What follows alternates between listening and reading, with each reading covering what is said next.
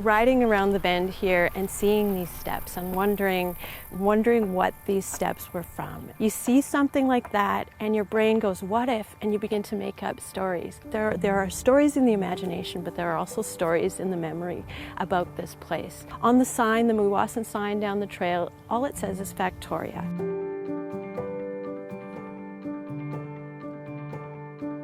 When you walk up to the steps, you look down and they're hollowed out a little bit, and then there's a bit of foundation here that's small. Down the riverbank, there's a large platform, and I think that might have been the water bottling plant foundation.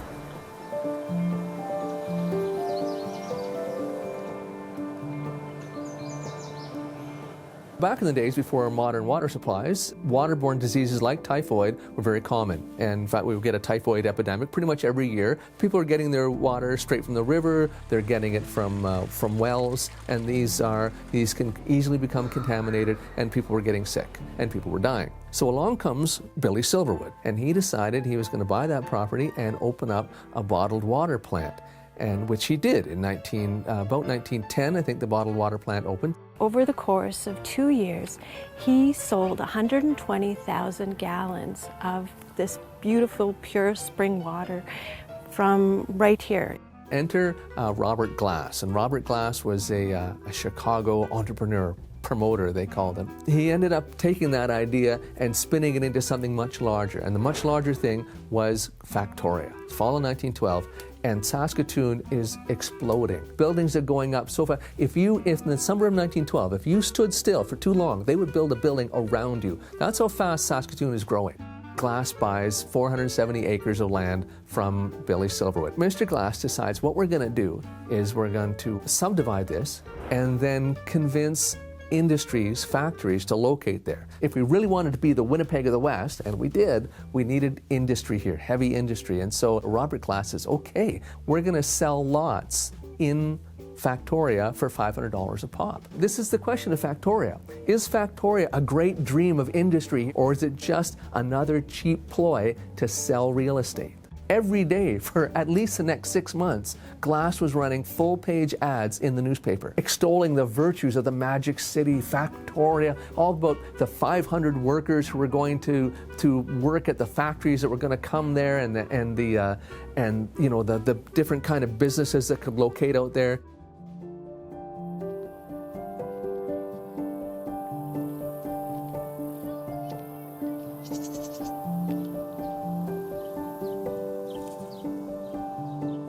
It was a time when people were buying up land because they wanted to get rich quick, and there were big dreams to be here. There was a hotel, there were houses, there was a brick plant, there was a farm implement manufacturing business set up out here, a flour mill. So it was really a bustling little community.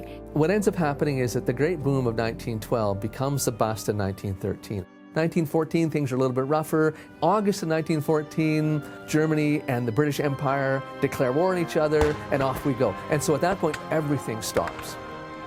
One of the downfalls of this space is that it didn't have power, and it was too expensive to bring the power from the downtown core all the way out here. Now, they did build an electrical line out there in 1918, but by then the war was on and we were done. Robert Glass, he's back in Chicago with everybody's money. Billy Silverwood griped in a newspaper interview in 1940, those rascals, by which he means Glass and his big Eastern syndicate, made off with $30,000 of my money. Billy Silverwood apparently didn't understand this whole idea of water flowing downhill, because he built his huge horse barn right above the springs, and which virtually guaranteed that his water would become contaminated. The Silver Springs Bottling Works was a great response to a need, right? The need for pure water, but in the end, eventually that need goes away, and so then the market collapses for him too. That is such a critical part of what we are facing now, how we have to take care of the water, and how water was what made this successful, and then the poisoning of that water was part of its downfall. There's something that's really wonderful about finding truths. And when we can find the truth of a story, we learn about our past, but we can also learn about our present and our future. To know about what's gone on in this place before us is a way to sort of include each other in the story, right? This is our history. This is our narrative. This is who we are. All the depth, all the people who used to be here, all the things that happened here, all the surfaces that changed over time, gives a community a magic to it, gives it a community a wider appeal than simply, oh, this is a street, oh, this is a building. There are probably people that live in the houses just steps away who don't know the story here. And I know that we spend lots of money as a society traveling all over the world to go to interesting places and to learn stories.